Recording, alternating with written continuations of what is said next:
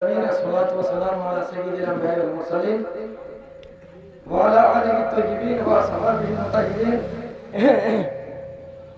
ومن اتبعهم أجمعين. أما بعد، أعوذ بالله من الشيطان الرجيم وبركاته ولازمته. بسم الله الرحمن الرحيم.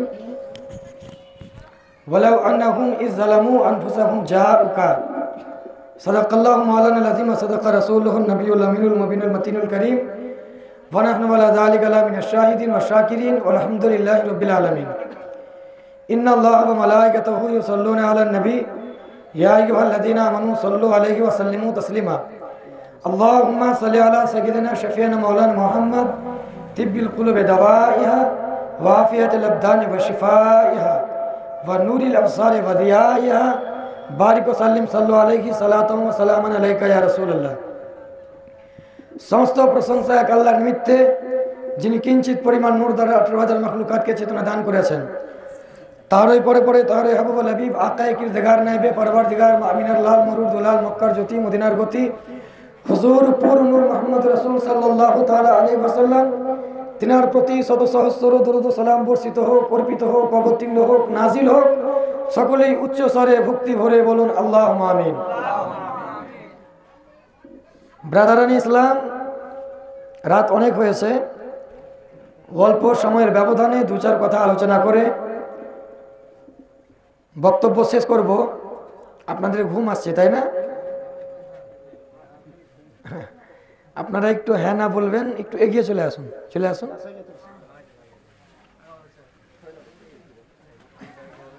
অনেক দূর থেকে এসেছি আমি।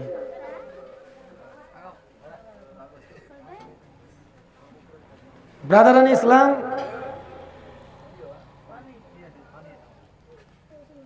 मांगता खाली हाथ ना लौटे, उनके करम की बात ना पूछो। बोलो सुभान अल्लाह। उर्दू हिंदी किछु बुझेन? हिंदी বয়স্ক ব্যক্তিগণ না বুঝলেও আমার যুবক ভাইরা অবশ্যই বুঝবে। मांगता खाली हाथ न लौटे, उनके करम की बात न पूछो, उनका करम फिर उनका करम है, उनके करम की बात न पूछो। इंशाल्लाह एर ऊपर दो चार कथा আমি বলবো। वही रब है जिसने तुझको हमातन करम बनाया, वही रब है जिसने तुझको हमातन करम बनाया, हमें भीख मांगने को तेरा आस्था बताया, हमें भीख मांगने को तेरा आस्था बताया। इंशाल्लाह मानेगुला बोलबो, दो चारटे आमी बोले नी, तारपरे मानेও सुनबेन। वह क्या जूदो करम है शाहे बता तेरा, वह क्या जूदो करम है शाहे बता तेरा, नहीं सुनता ही नहीं मांगने वाला तेरा, नहीं सुनता ही नहीं मांगने वाला तेरा। मैं तो मालिक ही कहूंगा कि हो मालिक हबीब, मैं तो मालिक ही कहूंगा कि हो मालिक हबीब, यानी महबूब ओ मुहिब में नहीं मेरा तेरा, यानी महबूब ओ मुहिब में नहीं मेरा तेरा।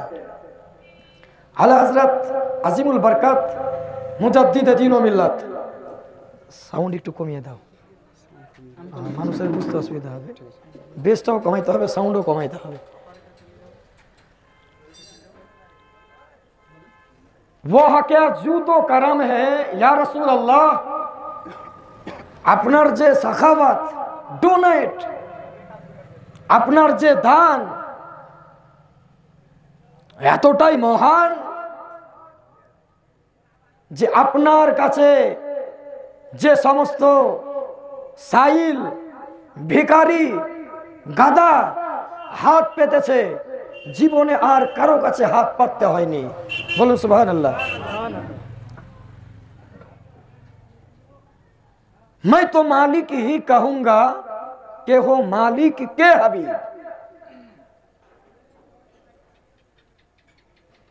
আপনার স্ত্রী, যেটা আপনার বাড়ি, 3 কাঠা জায়গার উপর আপনার বাড়ি আছে, আপনি খুব সুন্দর একটা মঞ্জিল তৈরি করেছেন, দোতলা ঘর, আপনার স্ত্রী বাইরের গেটে দাঁড়িয়ে আছেন, একজন এসে জিজ্ঞেস করলো বাড়িটা কার?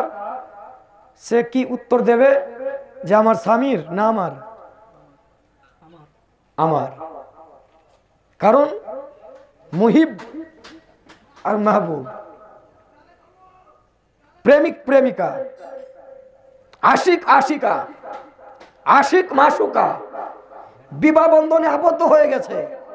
যেটা স্বামীর সেটাই স্ত্রীর, আর যেটা স্ত্রীর সেটাই স্বামীর, তাই কিনা?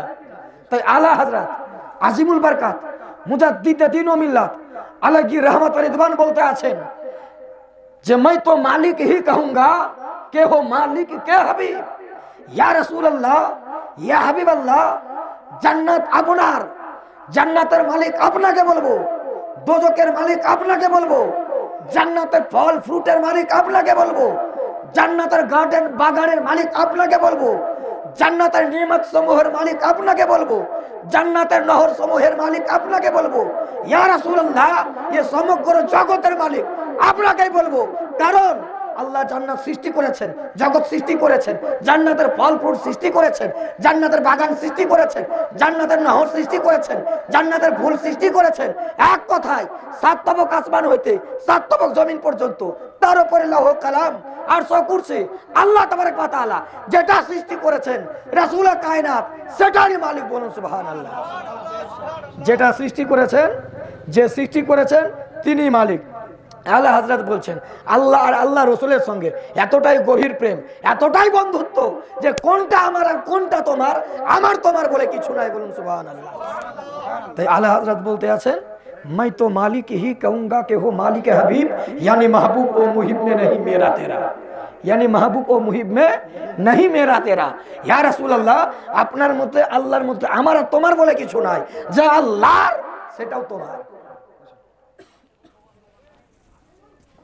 मांगता खाली हाथ ना लौटे, उनके करम की बात ना पूछो, उनका करम फिर उनका करम है। আমি এদিকে ইশারাটা করছি কেন? এদিকটা হচ্ছে আপনার ওই পশ্চিম আর উত্তরের একটা কোণ, আর মদিনাতুল মুনাওয়ারা এদিকেই, বলুন সুবহানাল্লাহ। उनका करम फिर उनका करम है, যেটা রাসূলুল্লাহর करम ওটাই আল্লাহর करम।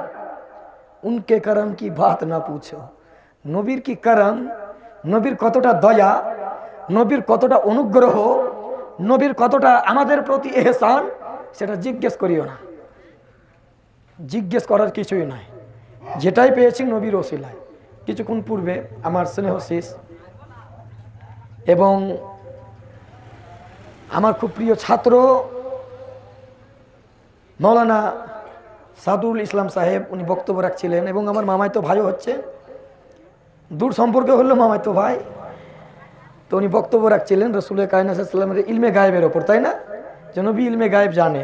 এ বিষয়ে বলতে, ইলমে গায়েবের বিষয়ে যদি বলতে লাগে অনেক টাইম লাগবে, টাইম নাই। আমি আগে বললাম সাদরুলকে যে আমি অল্প 2-4 কথা বলে চলে আসব। তো এই যে আমি 4টে শের পড়েছি আশার, এর ব্যাখ্যাটা দিয়ে বক্তব্য সমাপ্ত করব আমি। তার পূর্বে আমি কিছু বাস্তব আলোচনা করতে চাই। আপনাদের ইচ্ছা আছে তো শোনার? বাস্তব আলোচনা। আল্লাহ আমাদেরকে সৃষ্টি করেছেন, তাই না? একদিন মুসা নবী, মুসা আলাইহিস সালাম একদিক দিয়ে চলে যাচ্ছেন, একটা দেওয়ালের উপরে একটা টিকটিকি, টিকটিকি বুঝেন? হ্যাঁ, টিকটিকি চলে যাচ্ছে। আল্লাহ মুসা নবীকে এতটা পাওয়ার দিয়েছিলেন যে তিনি মুসা নবী আল্লাহর সঙ্গে কথা বলতেন। আল্লাহ দরবারে আরজ করছেন, রবে কায়নাত এ টিকটিকি তুমি কেন সৃষ্টি করেছো? কোনো মানে মতলব বুঝলাম না, বেকার, বিনা কারণে সৃষ্টি করা হয়েছে। তো আল্লাহ তাবারক ওয়া তাআলা মুসা নবীকে বলছেন, হে মুসা, কিছুক্ষণ পূর্বে এই টিকটিকিটাই বলছিল, হে আল্লাহ তুমি মুসাকে কেন সৃষ্টি করেছো? বলুন সুবহানাল্লাহ। তো আল্লাহ যেটাই সৃষ্টি করেছেন ওর মধ্যে কোনো না কোনো গুরুত্ব আছে। এক পীরের দরবারে এক মুরিদ উপস্থিত হয়েছে, বলছে হুজুর সবই বুঝলাম, কিন্তু গোবরে পোকা আল্লাহ কেন সৃষ্টি করেছেন এর মানেটা আমি বুঝলাম না। গোবরে পোকা বুঝেন? হ্যাঁ, একটা গোবর মানে গোবর রাস্তায় পড়ে আছে, দীর্ঘ 3-4 দিন থেকে আছে, বর্ষার দিন ভিতরে সাদা সাদা পোকা হয়ে যায়, তাই না? সাদা পোকা হয়ে যায়। তো মুরিদ পীরকে বলে, হুজুর আল্লাহ কেন সৃষ্টি করেছেন বুঝলাম না। পীর অনেক বুঝাইলেন, বুঝাইতে আছেন যে আল্লাহ যেটাই সৃষ্টি করেন এর ভিতরে কোনো না কোনো রহস্য ভরা আছে, যা হয়তো আমরা বুঝি না। পীর সাহেব তো অনেকক্ষণ ধরে বুঝালেন, মুরিদ কিন্তু বুঝে না। কিছুদিন পর মুরিদের হাতে একটা ঘামাচির মতো ফোসা হলো, নোকে করে চুলকে দিল, ফোসাটা ফেটে গেল। পরের দিন ঘুম থেকে উঠে দেখে ওটা ঘা হয়ে গেছে, ঘায়ে পরিণত। এক সপ্তাহ অতিবাহিত হলো, ঘায়ের পরিমাণ বাড়ছে। ডাক্তার দেখানো হলো, জবাব দিল হবে না, ক্যান্সার হয়ে গেছে। অতিরিক্ত ঘা বৃদ্ধি পাচ্ছে, বাড়ছে। আরো বড় ডাক্তার, জবাব দিল হবে না। বড় বড় কবিরাজ, হবে না। বড় বড় হেকিম, হবে না। কেউ পারল না, সকলেই ব্যর্থ। এক বয়স্ক হেকিম ছিল, কবিরাজ, ওঝা। সে বলল এর ওষুধ আমার কাছে আছে। অন্য এক দেশ, সেখানে চিকিৎসার উদ্দেশ্যে গেছে। বয়স্ক হেকিম, সে বলছে এর ওষুধ আছে, তুমি কিছু গোবরে পোকা জড়ো করো, খোলার ওপর চাপিয়ে এতটাই জাল দাও ওইগুলা যেন পুড়ে ছাই হয়ে যায়, এবং সে ছাইগুলো আমার কাছে নিয়ে এসো। ব্রাদারান ইসলাম, সে ঘাওয়ালা ব্যক্তি মুরিদ গোবরে পোকা খুঁজতে লাগলো। খুঁজতে খুঁজতে বেশ এতটা জড়ো করলো, লোহার কড়াইয়ের ওপরে দিল, নিচে জাল দেওয়া আরম্ভ করা হলো, ওকে পুড়িয়ে ছাই করা হলো, হেকিমের কাছে উপস্থিত করা হলো। সে সেই গোবরে পোকার ছাই ঘায়ে লাগিয়ে দিল। 3 দিনের ব্যবধানে ঘা ভালো হয়ে গেল। ব্রাদারান ইসলাম, সে ব্যক্তি পীরের দরবারে উপস্থিত হয়ে মাথা নত করে বলতে আছে, হুজুর আমার বিশ্বাসটা ভুল ছিল, আমার ধারণাটা ভুল ছিল। আমি বলেছিলাম যে আল্লাহ গোবরে পোকা বিনা কারণে সৃষ্টি করেছেন। হুজুর এটা আমার ভুল ধারণা ছিল। আল্লাহ গোবরে পোকার ভিতরে কয়েক হাজার প্রকারের ওষুধ রেখেছে। তো আল্লাহ কোনো জিনিস বিনা কারণে সৃষ্টি করেননি, তাই না? আচ্ছা, গরু ছাগলের কাজ কি আপনাদের জানা আছে? পশু পক্ষী, গরু ছাগল জানেন না? 4টে কাজ: কামানা, খানা, সোনা, মর জানা। উর্দুতে বলছে, বাংলায় কর্ম করা, ইনকাম করা, সঞ্চয় করা, অর্জন করা, ভক্ষণ করা, বিশ্রাম নেওয়া, মৃত্যুবরণ করা। এ কাজ পশুদের। আমরা মানুষ, আমাদের কাজ কি? একই কাজ, তাই না? একই কাজ। কি কাজ আমাদের? ইনকাম করা। ইনকাম করি কিনা আমরা সকলেই? হ্যাঁ না বলবেন? করি কিনা? ভক্ষণ করি কিনা? খাই কিনা আমরা? রাত্রে বিশ্রাম নিই কিনা আমরা? মরেও যেতে হয় আমাদের। তাহলে পশুর মধ্যে আমাদের মধ্যে পার্থক্য কি হলো? কোথায়? তো কোরআনকে জিজ্ঞেস করুন। কোরআন তুমি বলেছো মানব আশরাফুল মাখলুকাত, উত্তম সৃষ্টি। হে কোরআন, তুমি আমাদেরকে উত্তম সৃষ্টি বলছো, অথচ পশু আমাদের মধ্যে কোনো পার্থক্য নাই। তো কোরআন বলতে আছে, দেখো খুলে আমার বুকটা, চিড়ে দাও আমাকে, দেখে নাও আল্লাহ ঘোষণা দিতে আছেন, ওয়া খালাকতুল জিন্না ওয়াল ইনসা ইল্লা লিয়াবুদুন, যে আমি মানব ও দানবকে, জিন ও ইনসানকে আমার ইবাদতের উদ্দেশ্যে সৃষ্টি করেছি। কেন সৃষ্টি করেছি? ইবাদতের উদ্দেশ্যে। পশুর মধ্যে আমাদের পার্থক্য নামাজ, পশুর মধ্যে আর আমাদের মধ্যে পার্থক্য রোজা, পশু আমাদের মধ্যে পার্থক্য হজ, পশু আমাদের মধ্যে পার্থক্য যাকাত, পশু আমাদের মধ্যে পার্থক্য সততা, পশু আমাদের মধ্যে পার্থক্য ইবাদত, পশু আমাদের মধ্যে পার্থক্য রিয়াজত, পশু আমাদের মধ্যে পার্থক্য সাখাওয়াত, পশু আমাদের মধ্যে পার্থক্য মনুষ্যত্ব। কিন্তু আজ ইবাদত করি না, টাকা আছে, হজ করি না, টাকা আছে, যাকাত দিই না, সামনে রমজান আসছে, রোজা রাখি না, পকেটে আবার গ্যাসের ওষুধ রাখে, রাখে না? এদিকে রাখে কিনা বলতে পারলাম না, কিন্তু ওদিকে তো খুব রাখে। কি ব্যাপার জামাল ভাই, রোজা আছেন? আর বলো না ভাই, এই যে গ্যাস, বলে কি না? বড় বড় আপনার ওই হোমেজের পুরো পাতা পকেটে রাখে ভাঁজ করে, আদৌ তার প্রয়োজন নাই। আপনি জানেন রোজা গ্যাস নিবারণ করে, গ্যাস ভালো হয়। গ্যাসের সব থেকে বড় রুগী আমি, সব থেকে বড় রুগী গ্যাসের আমি, জানেন? প্রতিদিন আমার গ্যাস হয়। বলবেন কেন? প্রতিদিন আল্লাহ আমাকে ভালো মন্দ খাওয়ায়। মাদ্রাসা যাই সেখানে খাই, মসজিদ আসি সেখানে, জলসায় যাই সেখানে, যেখানেই যাই ভালো ভালো খাবার উপস্থিত হয়ে যায়। এই সাদুলদের বাড়ি এলাম, এরাও ভালো খাবারের ব্যবস্থা করেছে, খেলাম। প্রচুর গ্যাস হয়, ভালো খেলে গ্যাস হবে। আল্লাহর রহমতে আপনাদের সামনে আমি বলছি, রমজান মাসের পুরো মাসটা আমাকে গ্যাসের কোনো ওষুধ খেতে হয় না, কারণ পেট ঠিক থাকে। রমজানের একটা বড় ফজিলত আছে। রমজানের বিষয় আমি আর যাবো না, চলে আসুন যেটা মূল বিষয়, যেটা আজকে আমি আরম্ভ করেছি। এ বিষয়ে দু চার কথা। ইবাদত প্রাথমিকভাবে দুই প্রকার। কয় প্রকার? হক দুই প্রকার। একটাকে বলা হয় হাক্কুল্লাহ, একটাকে বলা হয় হাক্কুল ইবাদ। হাক্কুল্লাহ বান্দার হক, আল্লাহর হক। আল্লাহ সৃষ্টি করেছেন, আমাকে নামাজ পড়তে হবে। আল্লাহ আমাকে দেহ দিয়েছেন, রোজা রাখতে হবে। আল্লাহ আমাকে মাল দিয়েছেন, হজ ও যাকাত করতে হবে। আল্লাহ আমাকে টাইম জিন্দা রেখেছেন, ইবাদত আল্লাহর করতে হবে। কলেমা পড়া, নামাজ রোজ রাখা, নামাজ পড়া, রোজা রাখা, হজ করা, যাকাত দেওয়া, সততা বলা, হুকুকুল্লাহ আল্লাহর হক। যেমন আল্লাহর হক অনুরূপ মানব হকও কিছু আছে। বান্দার হক আছে, হুকুকুল ইবাদ। বান্দার হক বলবেন কেমন? প্রতিবেশীর সঙ্গে সদাচরণ করা, পাশে বাড়ি এর সঙ্গে ভালো ব্যবহার করা। আমারও আপনার নবী বলছেন যে প্রতিবেশীর সঙ্গে শত্রুতা জ্ঞাপন করলো সে জান্নাতে যেতে পারে না, জান্নাতে যেতে পারে না। প্রতিবেশী আছে, মহব্বত করুন। আমারও আপনার নবী বলতে আছেন হাদিস শরীফে, তুমি গোশত রান্না করছো, একটু বেশি পানি দিয়ে দাও। গোশত যদি না দিতে পারো, গোশতের সেন্টর বাড়ি গেছে, ঝোলটা পৌঁছে দাও। হয়তো হত দরিদ্র। প্রতিবেশীর সঙ্গে এরকম সদাচরণ করতে বলা হয়েছে, ভাইয়ের সঙ্গে ভালো ব্যবহার করতে বলা হয়েছে, পিতামাতার প্রতি হেসান করতে বলা হয়েছে, পিতামাতার সেবা করতে বলা হয়েছে। এবার আমি আপনাকে বলি, আমি আমার অমুক ভাইয়ের কাছ থেকে 10 টাকা নিয়ে চলে গেলাম বীরভূম ডিস্ট্রিক্ট। সেখানে গিয়ে একটা বড় মসজিদে ঢুকে আল্লাহর দরবারে দোয়া করছি, রব্বে কায়নাত, আমি এই গ্রামটার নাম কি বসন্তপুর, রব্বে কায়নাত আমি বসন্তপুরের অমুক ব্যক্তির 10 টাকা নিয়ে চলে এসেছি, তুমি ক্ষমা করে দাও। আল্লাহ করবেন? অল্প সময় ছেড়ে দিচ্ছি আমি, একটু ধৈর্য ধরুন। আল্লাহ ক্ষমা করবেন? করবেন না? হ্যাঁ না বলবেন। আমি আমার ভাইয়ের 100 টাকা লইয়া বাংলাদেশ পাড়ি দিয়েছি। বাংলাদেশের বড় মসজিদে ইবাদত করে আল্লাহর দরবারে প্রার্থনা করলাম, রব্বে কায়নাত আমি আমার ভাইয়ের 100 টাকা মেরে চলে এসেছি, ক্ষমা করে দাও। আল্লাহ করবেন? আমি আমার মায়ের প্রতি আঘাত এনে পাকিস্তানের লাল মসজিদে উপস্থিত হয়ে 1 নয় 2 নয় 1টি বছর ইবাদত করলাম, রব্বে কায়নাত মাকে কষ্ট দিয়েছি, ক্ষমা করে দাও। করবেন? আমি আমার বাপকে একটা ঘুষ মেরে মক্কার মসজিদে হারামে বসে 1 নয় 2 নয় 10টি বছর ইবাদত করলাম, রব্বে কায়নাতের দরবারে হাত উত্তোলন করে দোয়া করলাম, রব্বে কায়নাত আমি আমার পিতাকে একটা ঘুষি মেরে এসেছি, তার জন্য তোমার ঘরে এসে 10 বছর ইবাদত করেছি, ক্ষমা করে দাও। করবে?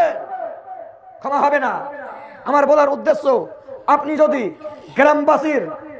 গ্রামবাসীকে নারাজ করে থাকেন, গ্রামবাসীর দরজায় চলে যান, ক্ষমা প্রার্থী হয়ে যান, সে যদি ক্ষমা করে দেয়, আল্লাহ বলছেন ক্ষমা করে দেব। পিতাকে নারাজ করেছেন, পিতার দরজায় যান, পিতা যদি রাজি হয়ে যায়, আল্লাহ রাজি হয়ে যাবেন। মাতাকে নারাজ করেছেন, মায়ের দরজায় যান, মা যদি রাজি হয়ে যায়, আল্লাহ রাজি হয়ে যাবেন। ভাইকে নারাজ করেছেন, ভাইয়ের দরজায় যান, ক্ষমা প্রার্থী হয়ে যান, ভাই যদি রাজি হয়ে যায়, আল্লাহ রাজি হয়ে যাবে।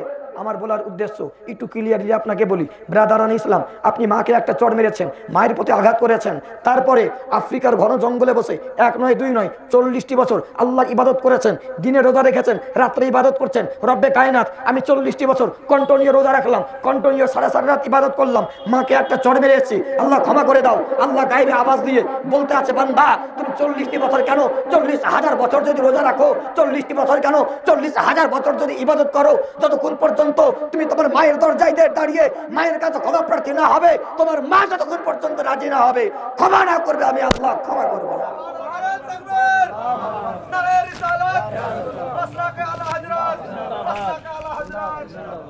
পিতার প্রতি আঘাত করেছেন, পিতাকে কষ্ট দিয়েছেন, ইয়ামাজনের ঘন জঙ্গলে বসে 1 নয় 2 নয় 1000 বছর ইবাদত করে আল্লাহর দরবারে হাত উত্তোলন করে আল্লাহর দরবারে প্রার্থনা করতে আছেন, রব্বে কায়নাত আমি আমার পিতাকে আঘাত করেছি, তাই তো আমাজনের ঘন জঙ্গলে বসে বৃক্ষের পাতা ভক্ষণ করে, হে আল্লাহ 1000 বছর কন্টিনিউ রোজা রাখলাম, তোমার ইবাদত করলাম, পুকুরের পানি পান করলাম, বৃক্ষের পাতা ভক্ষণ করে তোমার দরবারে ক্ষমা চাইতে আছি, আল্লাহ ক্ষমা করে দাও। গায়েবী আওয়াজ আসতে আছে, বান্দা 1000 বছর কেন, 1 লক্ষ বছর যদি রোজা রাখো, তোমার বাপ ক্ষমা না করলে আমি করব না। কথাটা ভুল? কথাটা ভুল। পাপ ক্ষমা না করলে আল্লাহ করবেন না। চলে আসুন ফর্মুলা। গ্রামবাসীকে নারাজ করেছেন, গ্রামবাসীর দরজায় যান। গ্রামবাসী যদি রাজি হয়ে যায়, আল্লাহ রাজি হয়ে যাবেন। ভাইকে নারাজ করেছেন, ভাইয়ের দরজায় যান। বোনকে নারাজ করেছেন, বোনের দরজায় যান। মামাকে নারাজ করেছেন, মামার দরজায় যান। মামিকে নারাজ করেছেন, মামির দরজায় যান। চাচাকে নারাজ করেছেন, চাচার দরজায় যান। চাচিকে নারাজ করেছেন, চাচির দরজায় যান। ভাবিকে নারাজ করেছেন, তার দরজায় যান। পিতাকে নারাজ করেছেন, পিতার দরজায় যান। মাতাকে নারাজ করেছেন, মাতার দরজায় যায়। ব্রাদারান ইসলাম, ব্রাদারান ইসলাম, আল্লাহর দরবারে আমার আবেদন, রব্বে কায়নাত, মাকে নারাজ করেছিলাম, মায়ের দরজায় গেলাম, ক্ষমা হয়ে গেল। বাপকে নারাজ করেছিলাম, বাপের দরজায় গেলাম, ক্ষমা হয়ে গেল। ভাইকে নারাজ করেছিলাম, ভাইয়ের দরজায় গেলাম, ক্ষমা হয়ে গেল। বোনকে নারাজ করেছিলাম, বোনের দরজায় গেলাম, ক্ষমা হয়ে গেল। পিতাকে নারাজ করেছিলাম, তার দরজায় গেলাম, ক্ষমা হয়ে গেল। রব্বে কায়নাত ইন্নাকুম যালামতুম আনফুসাকুম বিত্তাখাযকুমুল ইজলা, আল্লাহ কোরআনে বলতে আছেন, নিশ্চয় তোমরা বাছুরের ইবাদত করে, বাছুরকে খোদা মনে করে তোমাদের আত্মার প্রতি অত্যাচার করেছো। রব্বে কায়নাত, অনুরূপ আমি নিজের নফসের প্রতি অত্যাচার করে আল্লাহকে নারাজ করে দিয়েছি। রব্বে কায়নাত, পিতাকে নারাজ করলাম, পিতার দরজায় গেলাম। মাকে নারাজ করলাম, মায়ের দরজায় গেলাম। ভাইকে নারাজ করলাম, ভাইয়ের দরজায় গেলাম। তোমাকে নারাজ করে ফেলেছি, কোন দরজায় যাব? আল্লাহর দরজা আপনি চিনেন? আল্লাহর দরজা চিনেন? জানেন না? আল মসজিদ ও বাইতুল্লাহ, মসজিদ আল্লাহর ঘর, জানেন না? আল্লাহ মসজিদের দরজায় যাব। ব্রেনে ভরবেন কথাটা, ব্রেনটাকে উপস্থিত রাখবেন। হে আল্লাহ মসজিদের দরজায় যাব। কোন মসজিদ? বসন্তপুরে কটা মসজিদ সাদরুল? একটা। হ্যাঁ, পুরো এলাকা জুড়ে। মৌজার ভিতরে কতটা বলো? একটা। এই থানার ভিতরে অনেক, 1000। এই ব্লকের আন্ডারে 1000। রব্বে কায়নাত আল মসজিদ বাইতুল্লাহ, মসজিদ তোমার ঘর। কিন্তু ভগবান বলার সার জমিনে 1000 মসজিদ। কোন মসজিদের দরজায় যাব? লালবাগ সাব ডিভিশনের আন্ডারে 2000 মসজিদ। কোন মসজিদের দরজায় যাব?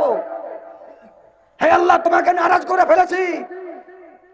মুর্শিদাবাদে 50,000 মসজিদ। কোন মসজিদে যাব? পশ্চিম বাংলায় 2 লক্ষ মসজিদ। কোন মসজিদে যাব? ভারতবর্ষে 1 কোটি মসজিদ। কোন মসজিদে যাব? হে আল্লাহ, ভগবান বলার বড় মসজিদে গিয়ে তোমাকে আওয়াজ দিলাম, রব্বে কায়নাত, নিজের জানের প্রতি অত্যাচার করে তোমাকে নারাজ করে ফেলেছি, ক্ষমা করে দাও। হে আল্লাহ, এটা কি তোমার দরজা? না।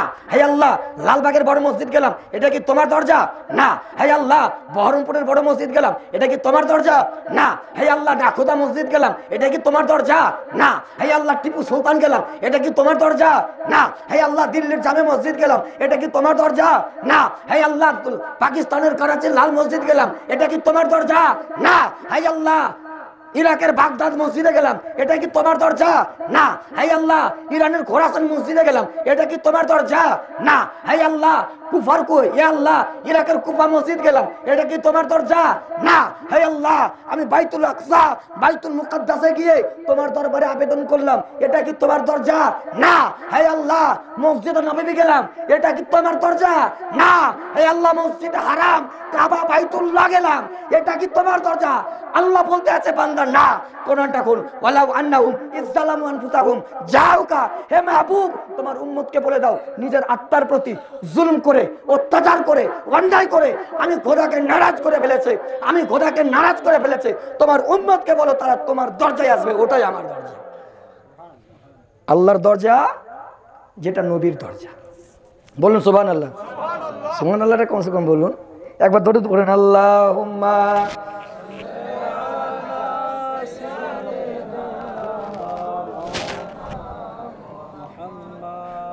ওয়ালা আলি সাইয়্যিদিনা মাওলানা মুহাম্মদ সাল্লাল্লাহু আলা মুহাম্মাদিন हरदम ज़ुबान से निकालो पाक नबी मोहम्मद, हरदम ज़ुबान से निकालो शफियाना मोहम्मद। बसंतपुर है বসন্তপুরে বেশিরভাগ মরা মানুষ বাস করে। জোরে জোরে দৌড় পড়বেন তবে তো। আমি ছেড়ে দিচ্ছি, কিন্তু উদ্দেশ্যটা বলে দিই এবার আমি এরকম বক্তব্য কেন রাখলাম। অনেকেই বলে নবীর কাছে চাওয়া যাবে না, আল্লাহ বলছে নবীর দরবারে যাও, ক্ষমা চাও, আমি আল্লাহ রাজি হয়ে যাব, ক্ষমা করে দেবো। আল্লাহ বলতে আছেন কোরআনে, বলে আন্নাহুম ইয যালামু আনফুসাহুম, যদি তোমরা তোমাদের নফসের প্রতি জুলুম করে আমি খোদাকে নারাজ করে দাও, যা উকা, হে মাহবুব বলে দাও সে যেন তোমার দরবার যায়। এরকম অনেক ঘটনা আছে বিদ্যমান, এই বিশ্বে অনেক ঘটনা আছে এরকম। এক ইহুদি তাওরেত পড়ছিল, নবীর নাম দেখলো এক জায়গায় লেখা আছে মুহাম্মদ তৌরেতে, ওর কিন্তু ইহুদি তো ভিতরটা জ্বলে উঠলো, নামটা মিটিয়ে দিল। পরের দিন তৌরাত খুলেছে তো নবীর নাম 3 জায়গায়, বলুন সুবহানাল্লাহ, মিটিয়ে দিল। হিংসা হচ্ছে ভিতরে, জ্বলন হচ্ছে, মিটিয়ে দিল।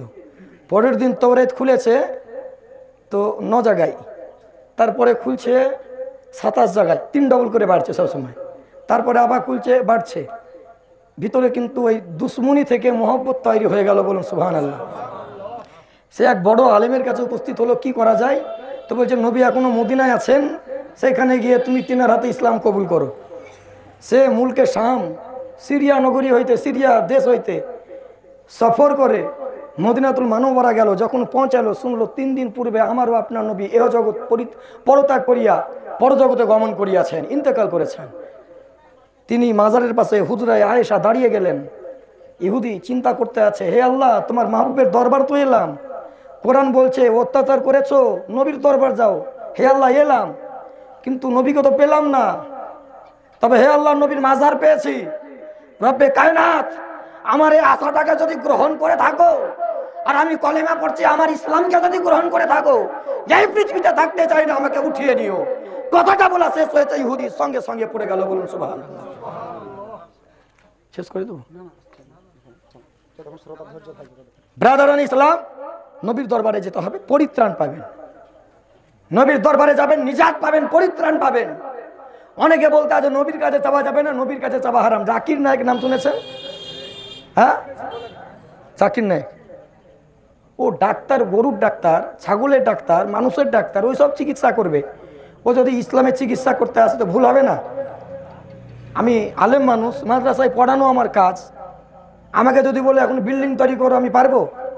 আর যদি মনে করেন কিছু কিছু লোক এরা এমনও আছে তারা মাথা নত করে না, বলে হ্যাঁ পারবো, সবই পারবো। কথাটা বুঝলেন? হ্যাঁ পারবো, সবই পারবো। আমি যদি করতে যাই, ইট টেরা বেঁকা লাগানো হবে কিনা? টেরা বেঁকা হয়ে যাবে ইট। ব্রাদারান ইসলাম ও ইট টেরা বেঁকা করে দিয়েছে। ও শুধু নবীর কাছে চাওয়া হারাম নয়, বরং নবীকে মানাই হারাম বলে দিয়েছে। বলো নাউজুবিল্লাহ। নবীকে মানাও হারাম, এটাও বলেছে। নবীকে চাওয়া, নবীর কাছে চাওয়া হারাম। একটা এক্সাম্পল দিই যেটা বাস্তব। আজ থেকে মোটামুটি 8 বছর পূর্বে পাথর চাপড়ি থেকে রিটার্ন আসছিলাম, পুরী বাস স্ট্যান্ডে নামলাম স্টেট বাস হইতে, সুন্দরপুর লাইনে বর্ধমান রুটে এবার যাব। নেক্সট বাসের আপনার অপেক্ষা করছি। গরমের দিন ছিল, ওপরে রৌদ্র ছিল, কোনো ছায়া ছিল না। এক কাপড় দোকানির দয়া হলো, মায়া হলো, মৌলানা সাহেব এদিকে আসুন, ছায়াতে বসুন। দোকানে বসলাম। কোথায় গেছিলেন? পাথর চাপড়ি। কি করতে? কিছু চাওয়া পাওয়ার ব্যাপার ছিল, গেছিলাম। ছি ছি, হারাম, শিরক, আল্লাহ ছাড়া চাওয়া যাবে না। কথাটা বুঝলেন? আল্লাহ ছাড়া চাওয়া যাবে না, ছি ছি, হারাম। আমার তো মাথা গরম হয়ে গেল। আমার সঙ্গে আমার বন্ধু মৌলানা হাবিবুল করিম সাহেব ছিলেন। তিনি একটু ধৈর্য ধরে বললেন, চুপেন, ওর দোকানে বসে আছি, যা করছে করুক।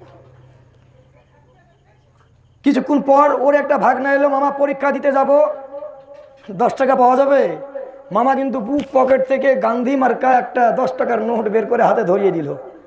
সঙ্গে সঙ্গে বললাম, তুমিও কাফের, তোমার ভাগ্নেও কাফের। বলছে কেন? বলে আল্লাহ ছাড়া কারো কাছে চাওয়া যাবে না, যে চাইবে সেটাও শিরক, যার কাছে চাইবে সেটাও শিরক। এরে ভাই, আবার কেমন ফতোয়া? তো তোমার ভাগ্নে তোমার কাছে চাইলো, আমি দাতার কাছে চাইবো, এটা হারাম হয়ে গেল।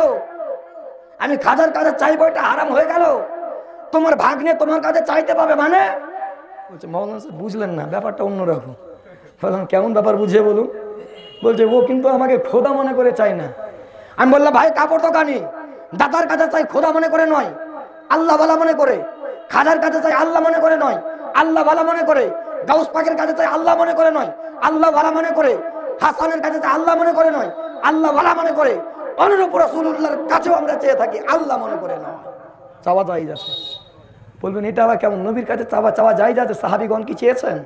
আমি খুব সংক্ষিপ্তে আপনার টাচ দিয়ে চলে যাচ্ছি, লম্বা করছি না, টাইম কম, রাত অনেক হয়েছে। ব্রাদারান ইসলাম, সাহাবীগণ কি নবীর কাছে চেয়েছেন? আপনারা সকলেই জানেন হয়তো ইসলামের 73টা ফেরকা হবে, হবে না? কটা হবে? 73টা। নবী আমার বললেন কমে বানি ইসরায়েলে 72টা হয়েছে, আমার উম্মতে 73টা হবে। একটা যাবে জান্নাতে আর 72টা যাবে জাহান্নামে, আর কমে বানি ইসরায়েলের 72টাই যাবে জাহান্নামে। সাহাবীগণ জিজ্ঞেস করলেন ইয়া রাসূলুল্লাহ, ইয়া হাবিবাল্লাহ, নবী গো কোন দলটা যাবে জান্নাতে? নবী আমার বললেন মানা আলাইহি ওয়া সাহাবিহি, যাহারা আমার ও আমার সাহাবীর পথের পথিক হবে সেই দল যাবে জান্নাতে। বলুন সুবহানাল্লাহ। সুবহানাল্লাহ বলতে ভয় পেলে হবে না, বুখারী শরীফের শেষ হাদিস। আনবি হুরায়রা রাদিয়াল্লাহু তাআলা আনহু ক্বালা ক্বালা রাসূলুল্লাহ সাল্লাল্লাহু আলাইহি ওয়াসাল্লাম কালিমাতানে হাবিবাতানে ইলার রহমান ওয়া খাফিফাতানে আলাল লিসান ওয়া সাকিলাতানে আলাল মিজান সুবহানাল্লাহি ওয়া বিহামদিহি সুবহানাল্লাহিল আযীম। আবু হুরায়রা বলতে আছেন নবী আমার বলেছেন দুটো শব্দ আল্লাহর নিকটে অতি প্রিয়, মানুষের জবানে জিভায় উচ্চারণ করতে খুবই সহজ, কিয়ামতে যে দাড়ি পাল্লা মিজানে ওজন করা হবে ওতে খুবই ওজনদার। সে শব্দ দুটো আলহামদুলিল্লাহ সুবহানাল্লাহ। বুখারী শরীফের মধ্য থেকে একটা হাদিস বলছে কোন ব্যক্তি যদি একবার সুবহানাল্লাহ বলে তো এতটাই নেকি পাবে যে মিজানের দাড়ি পাল্লা ভরে যাবে। বলুন সুবহানাল্লাহ। এবার জিজ্ঞেস করুন মিজানের দাড়ি পাল্লা কত বড়? তো রাসূলে কায়নাত বলতে আছেন মিজানের যে পাল্লার আয়তন 7 জমিন 7 আসমানকে যদি ভরে দেওয়া হয় তো অর্ধেকটা পূর্ণ হবে না। বলুন সুবহানাল্লাহ। সুবহানাল্লাহ বলতে ভয় পেলে হবে না, বলতে হবে, প্রচুর নেকি আছে। তো যে দল সাহাবী ও রাসূলুল্লাহর পথের পথিক সে দল যাবে জান্নাতে। আমার বলার উদ্দেশ্য সাহাবীগণ কি কখনো নবীর কাছে চেয়েছেন? আমি টাচ দিয়ে চলে যাচ্ছি। উহুদের প্রান্তরে বিখ্যাত সাহাবী হযরতে কাতাদা রাদিয়াল্লাহু তাআলা আনহু, তিনি তীরন্দাজ ভালো ছিলেন। নবী আমার পাহাড়ে দাঁড় করালেন, পাহাড়ে দাঁড়াও তুমি, ওদিক দিয়ে যেন দুশমন না আসতে পারে। হযরতে কাতাদা দাঁড়িয়ে আছেন, আচমকায় একটা তীর চলে এলো, বিষ মিশ্রিত তীর চোখে ঢুকে গেল। হযরতে কাতাদা বলছেন তীর বের করতে গেলাম, তীরের সঙ্গে চোখটা পুরোটা বেরিয়ে চলে এলো। যুদ্ধ সমাপ্ত হলো। হযরতে কাতাদা চোখ সমেত তীর নিয়ে নবীর দরবারে উপস্থিত হলেন। ইয়া রাসূলুল্লাহ, ইয়া হাবিবাল্লাহ, চোখ চলে গেছে তীরে, দুশমনের তীর চোখে ঢুকেছে, বের করলাম চোখ বেরিয়ে চলে এসছে। ইয়া রাসূলুল্লাহ, ইয়া হাবিবাল্লাহ, চোখ ঠিক করে দেন। বিশ্বাস আছে কোনো বাপের বেটা ওই চোখটা ঠিক করবে? বিষ মিশ্রিত। হ্যাঁ, এখন আবার বলছি একটু তেল লেগে গেলে পারে ইনফেকশন হয়ে যাবে, তার জন্য স্যানিটাইজার করতে হবে। কি করতে হবে? স্যানিটাইজার।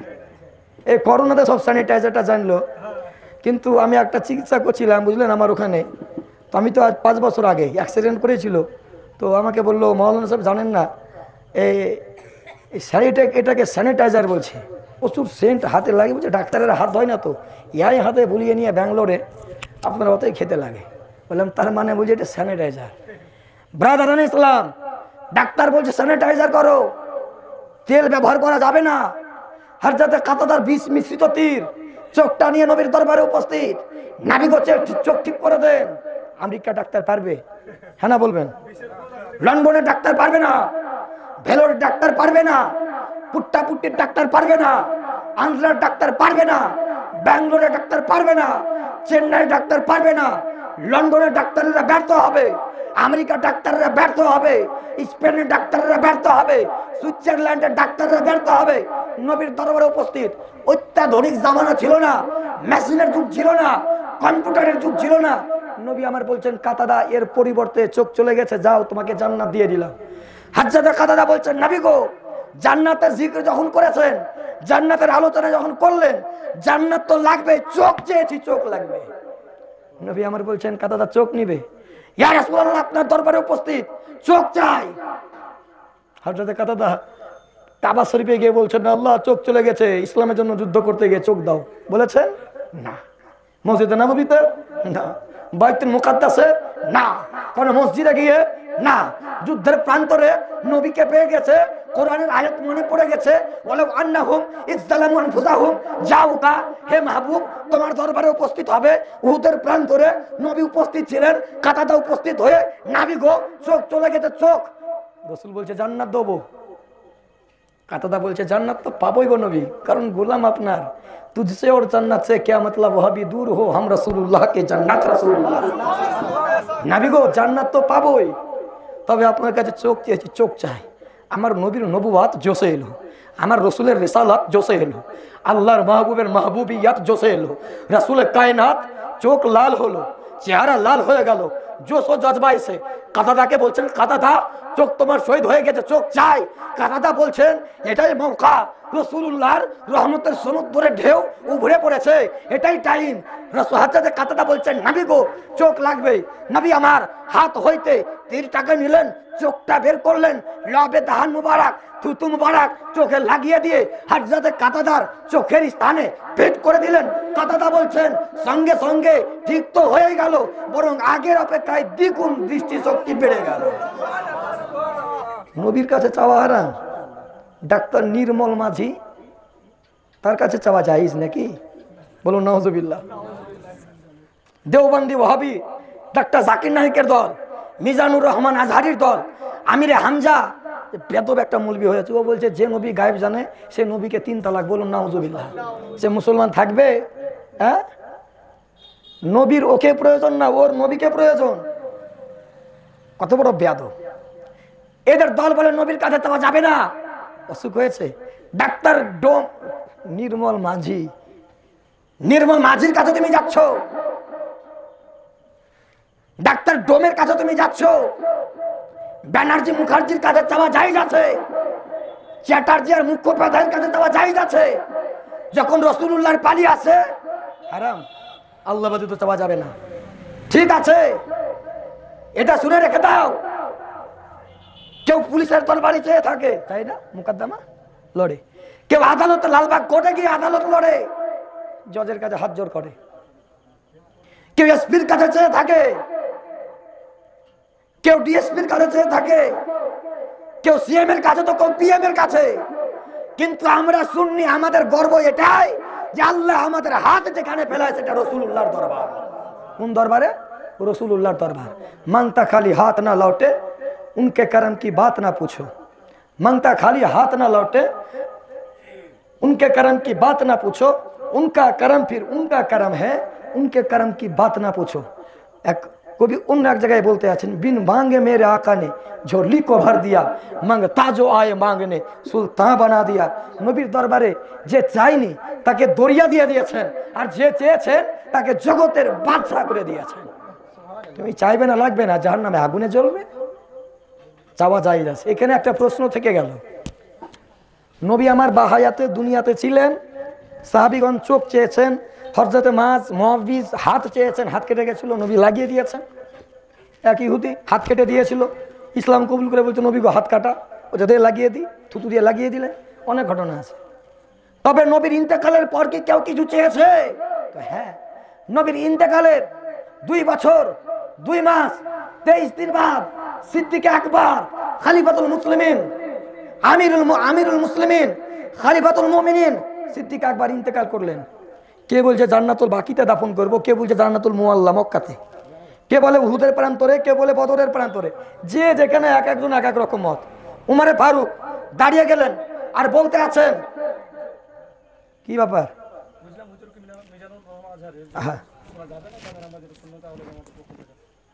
মিশকাত শরীফ পাতা নম্বর 418, নোট করে নেন পাতাটা। মিশকাত শরীফ পাতা নম্বর 418, বিখ্যাত সাহাবী আবু দারদা রাদিয়াল্লাহু তাআলা আনহু তিনি বর্ণনা করছেন, আনাবি দারদা আনিন নবী সাল্লাল্লাহু আলাইহি ওয়াসাল্লাম قال হুব্বুকা শাই ইউমি ওয়া ইউসাম্মি। নবী আমার বলছেন যে চোখ মহব্বত করবে তার মুহিবের বুরাই খারাপ কেউ দেখতে পারবে না, আর যে কান মহব্বত করবে সে তার মাহবুবের বুরাই সে কানে শুনতে পারবে না, পাবে না। ব্রাদারান ইসলাম, নবীর যদি মহব্বত না থাকে আমরা মুকাম্মাল মুমিন নয়। আর যে নবীর দুশমন, আচ্ছা আমার বাপ কিন্তু 1 ক্লাস লেখাপড়া করেনি, আমাকে কেউ যদি মূর্খের বেটা বলে ডাকে রাগ হবে কিনা? হবে কি না? তো আমারও আপনার নবী যিনি জগতের মুআল্লিম, জগতের টিচার, তিনাকে বলছে আনপড়, নিরক্ষর, নিরেট, প্রশিক্ষিত, আপনি মেনে নিতে পারবেন? মিজানুর রহমান আজহারি বলেছে। হযরতে মা খাদিজাতুল কুবরাকে তালাক খাওয়া মা বলেছে, তালাক খাওয়া মেয়ে বলেছে, মেনে নিতে পারবেন? নাউজুবিল্লাহ। হযরতে মা খাদিজাতুল কুবরাকে কেউ তালাক দেয়নি। নবীর পূর্বে তিনার দুইজন ব্যক্তির সঙ্গে বিয়ে হয়েছিল, দুইজনে ইন্তেকাল করেছে। তৃতীয় ক্ষেপে আমারও আপনার নবীর স্ত্রী হয়ে পুরো জগতের মা হয়ে গেছেন খাদিজাতুল কুবরা। সেই মাকে উমারে ফারুককে বলতে আছে হালার বেটা হালা, ওদের বাংলাদেশি ভাষায় হালার বেটা হালা মানে এটা একটা খারাপ ভাষা। উমারে ফারুকের সামনে বেয়াদবি, সে মুসলমান নয়। নবীকে বলতে আছে সিক্স প্যাক, মুসলমান হতে পারে না। কার সঙ্গে উদাহরণ দিচ্ছেন? নবী সিক্স প্যাক। নবীর আমার তিনটা চেহারা জানেন কি কি? নুরানিয়াত, বাশারিয়াত, মুহাম্মাদিয়াত। এর ব্যাখ্যাটা আপনাদেরকে দিয়ে দিন, হলে বুঝতে পারবেন না।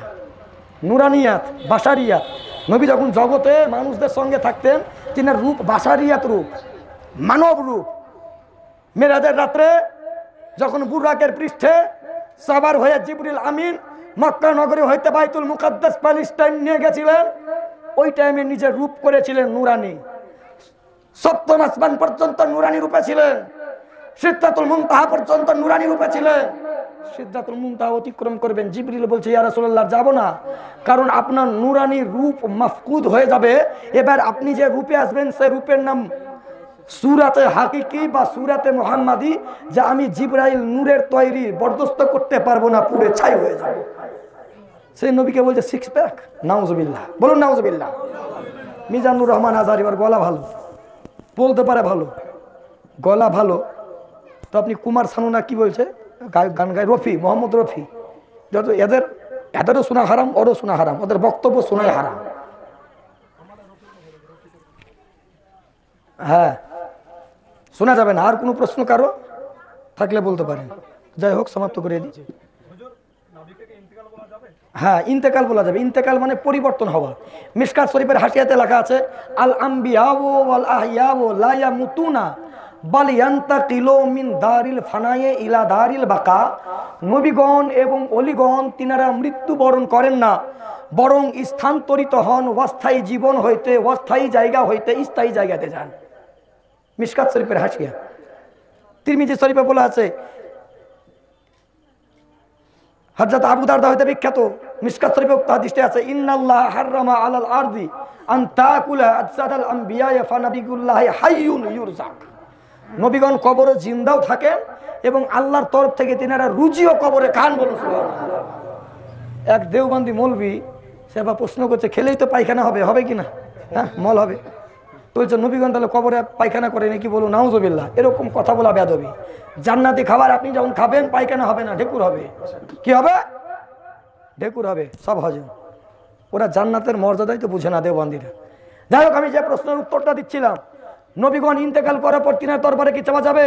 2 বছর 2 মাস 23 দিন পর উমারে ফারুকের নেতৃত্বে আবু বকর সিদ্দিকের লাশ মুবারক নবীর মাজারের দরজায় রাখা হলো। আবু বকর সিদ্দিক আবেদন করছেন, ইয়া রাসূলুল্লাহ, ইয়া হাবিবাল্লাহ, আপনার বন্ধু আবু বকর সিদ্দিক ইন্তেকাল করেছে, কোথায় দাফন করব, ফয়সালা আপনি দেন।